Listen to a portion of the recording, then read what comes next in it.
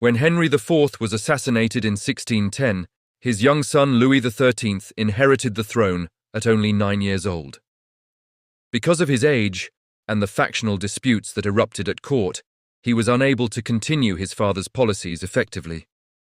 Much of Henry's progress towards stabilizing France quickly unraveled. A turning point came in 1624, when Louis appointed one of the most remarkable political figures in French history as his chief minister, Cardinal Richelieu.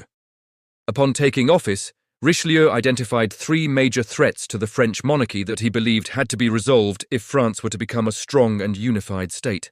Richelieu strongly opposed one provision of the Edict of Nantes, the clause allowing the Huguenots, French Calvinists, to maintain their own armies and fortified cities.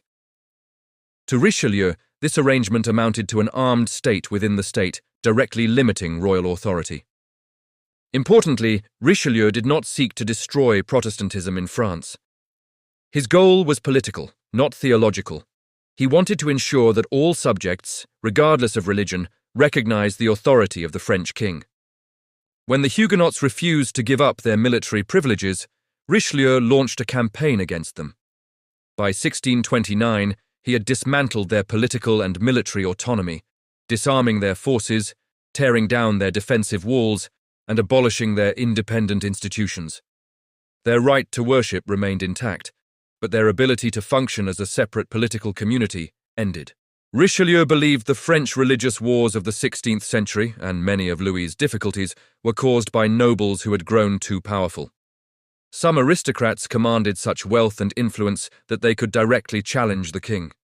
Such men were often referred to as over-mighty subjects. To reassert royal power, Richelieu took decisive action.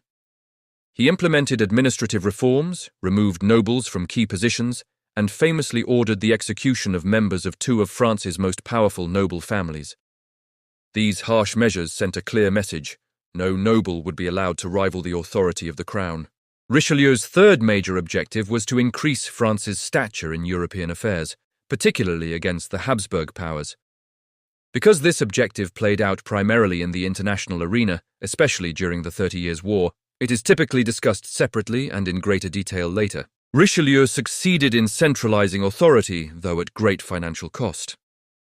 By expanding the bureaucracy and maintaining standing armies, he strained the royal treasury and left later monarchs with difficult fiscal challenges. Richelieu died in 1642, and Louis followed him only months later in 1643. The crown passed to another minor, 5-year-old Louis XIV. Although this Louis would become the most famous absolutist monarch in European history, the Sun King, his success rested on the foundations built by Henry IV, Louis XIII, and especially Richelieu. Their reforms made it possible for Louis XIV to rule with unprecedented authority.